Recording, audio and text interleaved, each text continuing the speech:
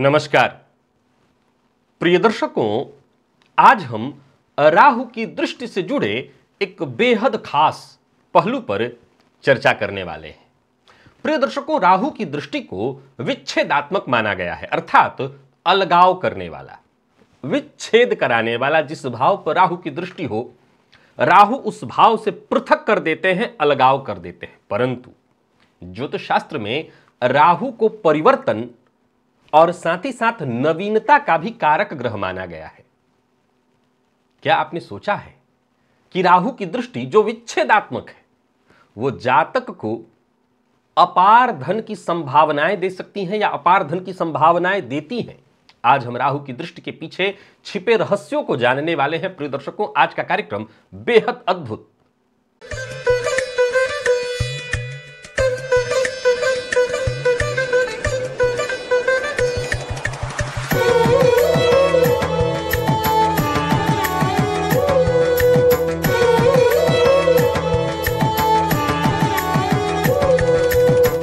और जानने योग्य है। प्रिय दर्शकों, राहु का प्रमुख गुण क्या है? भ्रम पैदा करना, लेकिन साथ ही साथ सीमाओं को तोड़ना। यानी जिस जातक की जन्म कुंडली में राहु प्रबल बलवान हो, ऐसा जातक जो पारंपरिक सीमाएं हैं उसे सदैव तोड़ना चाहता है। हालांकि इसके साथ ही साथ वो भ्रम में भी होता है। प्रिय दर्शकों, राहु छाया ग्रह है जो चीजों को अप्रत्याशित रूप से बदल सकता है। इसी गुण के कारण राहु की दृष्टि व्यक्ति को परंपरागत रास्तों से हटकर सोचने और नए अवसर को खोजने के लिए प्रेरित करती है। यदि जन्म कुंडली में राहु की दृष्टि कुछ ऐसे भाव, मैं कह सकता हूं ऐसे सही भाव जिन पर हो, तो जातक असाधारण धन और संपन्नता का वरदान जन्मजात लेकर के पैदा लेता है। प्रिय दर्शकों, राहु नई संभावनाएं उत्पन्न करते हैं, जैसे नई तकनीक, अनदेखे संसाधनों का पता लगाना, जहां बाकी के लोग जाने में कतराते हों, घबराते हों, ऐसे जोखिम भरे क्षेत्रों में निवेश और सफल निवेश करके जातक धन अर्जित करता है। प्रिय दर्शकों, राहु की दृष्टि विच्छेदात्मक है। इसका अर्थ है जहां राहु दृष्टि डालते हैं, ध्यान से सुनिएगा, मैं बड़ी कमाल की लाइन बताने जा रहा हूं, वहां से विच्छेद करते हैं, लेकिन साथ ही साथ क्या करते हैं राहु? तो नवीनता का भी कारक ग्रह है, परिवर्तन का भी कारक ग्रह है। तो आज से यह बात भी आपको ध्यान में रखना है कि राहु की दृष्टि विच्छेदात्मक है, सत्य है, परंतु साथ ही साथ राहु की दृष्टि जहां विच्छेद कराती है, वहीं पुराने नियमों और परंपराओं से विच्छेद कराती है, पुराने नियमों और परंपराओं की जकड़न को तोड़ती है और वहां से कुछ नया उत्पन्न कर देती है राहु की दृष्टि। उदाहरण से समझिए, जन्म कुंडली के दूसरे भाव पर राहु की दृष्टि हो तो यह धन का भाव है। अब ऐसा जातक जो परंपरागत तरीका है, पिताजी उसके व्यापार करते हैं, तो फिर व्यवसाय नहीं करेगा। मैं जानता हूं आपके मन में क्या उत्पन्न हो रहा है, मैं उसका भी अभी समाधान दे देता हूं। राहु के दूसरे भाव पर दृष्टि से और भी कुछ चीजें होती हैं। मेरे दर्शक हैं तो आपके मन में वो बात उत्पन्न हो रही होगी, मैं उस पर भी चर्चा करूंगा।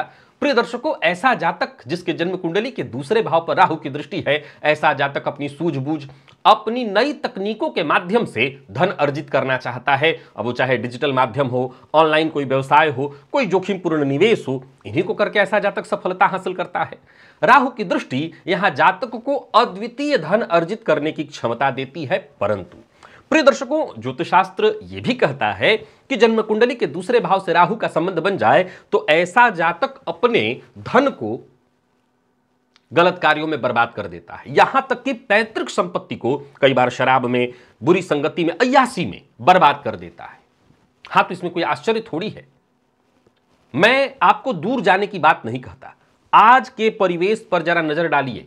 क्या आपके सम्मुख ऐसे कुछ चेहरे नजर नहीं आ रहे हैं जो देखते ही देखते बहुत तेजी से उभर गए, देखते ही देखते बहुत तेजी से सफलता हासिल किए, और देखते ही देखते क्या आप उनके बारे में आए दिन पेपर इत्यादि में नहीं पढ़ते हैं, न्यूज में नहीं सुनते कि कभी किसी लड़की के साथ, तो कभी किसी के साथ, कभी शराब के साथ, कभी कुछ के साथ? क्या वो नहीं पाए जा रहे हैं? इसमें कौन सा आश्चर्य है? निसंदेह उनके अंदर बुरी आदतें, निसंदेह राहु के दूसरे भाव पर दृष्टि ने परंपराओं को तो तोड़ दिया।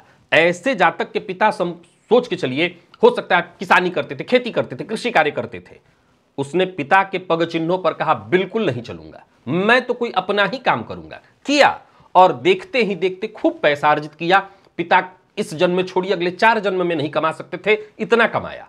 लेकिन साथ ही साथ बुरी संगति ने भी पाल लिया, इसमें कहीं कोई दो मत नहीं।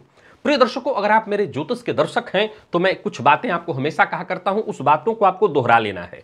मैं राहु की दृष्टि की चर्चा कर रहा हूं, निसंदेह मैं उस दृष्टि से संबंधित अद्भुत जानकारी आपको दे रहा हूं, परंतु जो पुराना विषय है उससे मैं हट नहीं रहा हूं। क्या? राहु की दृष्टि जिस भाव पर होगी, उस भाव से संबंधित जो भी रिश्ते होंगे वो रिश्ते कहीं ना कहीं पीड़ित होंगे। एक उदाहरण से देखिए, अभी मैंने दूसरे भाव की चर्चा की। अब मान लीजिए कि ऐसा जातक खूब धन अर्जित किया, खूब धन अर्जित किया। अब उसके धन से कुटुंब के लोगों को धन मिला हो या न मिला हो, ध्यान से सुनिएगा, उसके कुटुंब के लोगों को धन मिला हो वा न मिला हो, लेकिन उसके गलत आदतों के चलते उनके कुटुंब के लोगों से बाकी लोग भी नाता तोड़ने लगते हैं। यह दंड तो उनको भोगना ही पड़ जाता है, यह दंड तो उनको भोगना ही पड़ जाता है। प्रिय दर्शकों, जन्म कुंडली का 11वां भाव, लाभ भाव जिसको हम कहते हैं, इस भाव पर राहु की दृष्टि हो। अब ध्यान से सुनिएगा, राहु की दृष्टि 3 जगहों से यहां पर हो सकती है। यदि कुंडली के तीसरे में राहु हो, यदि पंचम में हो, यदि सप्तम में हो। अब जाहिर सी बात है, तीसरे में तो कोई दिक्कत ज्यादा नहीं है, छोटे भाई बहनों से संबंध थोड़ा खराब करेंगे, लेकिन 5वें में संतान प्रतिबंधक योग बनाते हैं और सप्तम में दाम्पत्य बाधित करते हैं। परंतु जन्म कुंडली के लाभ भाव पर यदि देव राहु की दृष्टि हो तो ऐसा जातक अप्रत्याशित लाभ के अवसर प्राप्त करता है। ऐसा जातक असामान्य परिस्थितियों में भी मुनाफा कमाता है। एक उदाहरण से देखिए, अभी कोविड में बहुत से लोगों ने सैनिटाइजर बनाया, बहुत से लोगों ने मास्क बनाया तुरंत, और हो सकता है उस समय के बाद उन्होंने वो व्यापार बंद भी कर दिया, लेकिन उसी समय जहां बाकी के लोग घर में दुबके बंद पड़े थे वहीं खूब धन अर्जित किया। यानी ऐसी अप्रत्याशित संभावनाओं से जहां लोगों के लिए कोई रास्ता न हो, वहां से भी लाभ निकाल लिया। विदेशी साझेदारी या नई तकनीकों के उपयोग से लाभ। प्रिय दर्शकों, जन्म कुंडली का 5वां भाव बुद्धि का, यहां भी राहु अगर होते हैं तो संतान प्रतिबंधक योग बनता है। अब जन्म कुंडली के 5म भाव पर राहु की दृष्टि या तो लग्न में होंगे, एकादश में होंगे या 9 में होंगे। यदि 5म भाव पर राहु की दृष्टि हो तो भी ऐसा जातक जोखिमपूर्ण निवेश, शेयर मार्केट में ही ले लीजिए, बहुत तो छोटे से किसी निवेश में इन्वेस्ट कर दिया और देखते ही देखते, क्योंकि उसका दिमाग कह रहा था ये निवेश बहुत आगे बढ़ेगा, ये कंपनी बहुत आगे बढ़ेगी, और देखते ही देखते कंपनी खूब ग्रोथ कर गई, जबरदस्त पैसा कमाया। ऐसा जातक अपनी गजब की बुद्धि, रणनीति से, चाहे वो शेयर बाजार हो, क्रिप्टो करेंसी इत्यादि हो, या कोई अनूठा अलग व्यापार जो आम लीक से हट करके हो, वहां पर इन्वेस्ट करेगा और अद्वितीय लाभ अर्जित कर लेता है। प्रिय दर्शकों, जन्म कुंडली के मैं ध्यान रखिएगा, दृष्टि की बात कर रहा हूं। जन्म कुंडली के 9वें भाव अर्थात भाग्य भाव पर राहु की दृष्टि, जाहिर सी बात है यहां पर राहु की दृष्टि लग्न से, पंचम से या तीसरे से हो सकती है। यहां पर भी राहु की दृष्टि हो तो जातक का जो भाग्य है वो अप्रत्याशित तरीके से उसका साथ देता है, और कई बार ऐसा जातक असाधारण दृष्टिकोण, अलग सोच और असाधारण अपने व्यक्तित्व से बड़ी उपलब्धियों को हासिल करता है, धन संपन्नता बना लेता है। प्रिय दर्शकों, इन सभी भावों पर राहु की दृष्टि जातक के आर्थिक और भौतिक जीवन में बड़ा बदलाव ला सकती है, लेकिन यह परिवर्तन एक बिल्कुल अचानक, अनपेक्षित, हम ये नहीं कह सकते कि पहले से प्रेडिक्ट करके रखेंगे। राहु का काम ही है अनप्रेडिक्टेबल।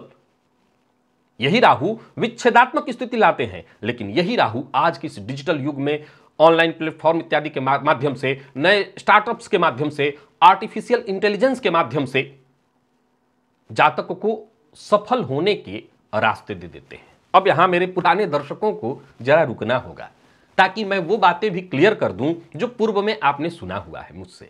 निसंदेह मैं राहु के जिन भावों पर दृष्टि से अपार धन की चर्चा कर रहा हूं, उसमें कहीं कोई दो मत नहीं कि ऐसे ही अपार धन नहीं आएगा। साथ ही साथ यह भी देखना होगा कि उस भाव का भावपति कैसा है। मान लीजिए कि मैंने जन्म कुंडली के एकादश भाव पर राहु की दृष्टि से अपार धन की बात कही, द्वितीय भाव पर अपार धन की बात कही। प्रिय दर्शकों, यह ध्यान रखना है कि राहु छाया ग्रह है और छाया को बल चाहिए होता है।